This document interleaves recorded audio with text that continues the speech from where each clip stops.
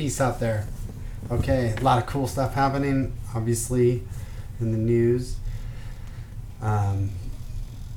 Today, Fold app has announced they're going to be integrating Starbucks, Whole Foods, Target, and with the launch, they're going to give you 20% off the Starbucks coffee at the stores. And the idea is to introduce it through, if you go to foldapp.com, they're going to have an app for your iPhone where you can convert your Bitcoins to coffee at a discount, and then eventually remove that aspect, and you can just buy direct to get people feeling more comfortable using Bitcoins. But amazing, it's awesome. That's pretty mainstream, everybody. I mean, like Starbucks, it reminds me of a first name mover. I mean, try to figure out how Starbucks is basically a monopoly. It's a dominant. Does anyone really think they have the secret formula that no one can beat their coffee?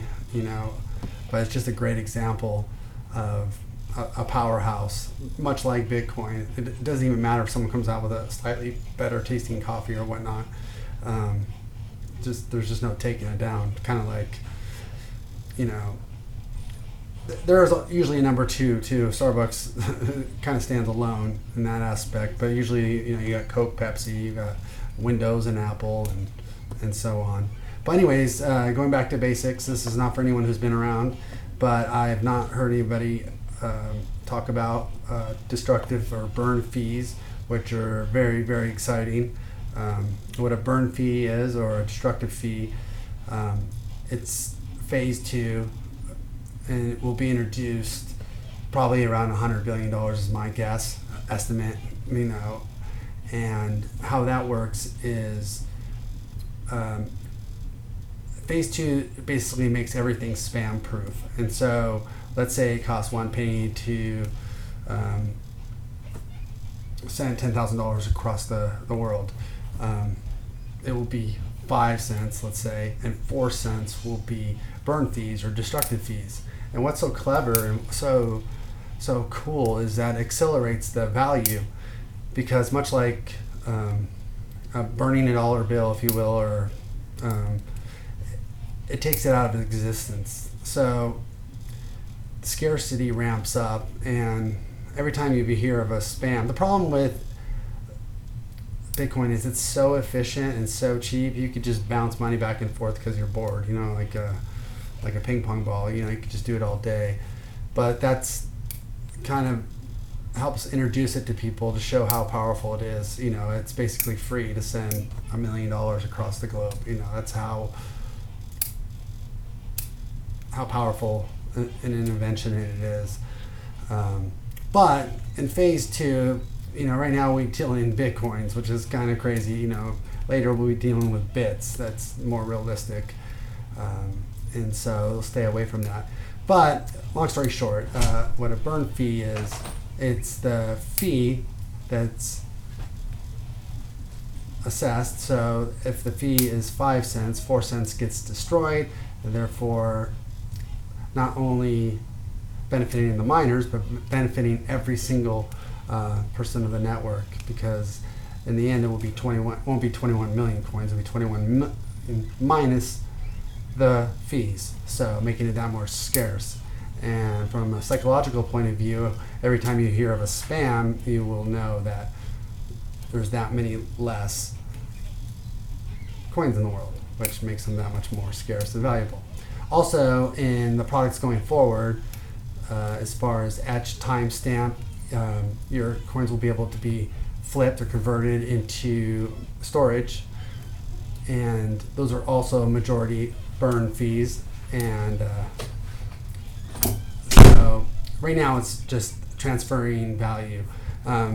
Later on, you will actually be able to store larger amounts of information with a timestamp, which obviously has substantial value. And what would happen is that would be converted or burnt off, and it would go through. And some of the other services that I believe that will be rolled out would be a Tor network and an escrow type based, where if you are or have an email, let's say, on the network, you could set your time value.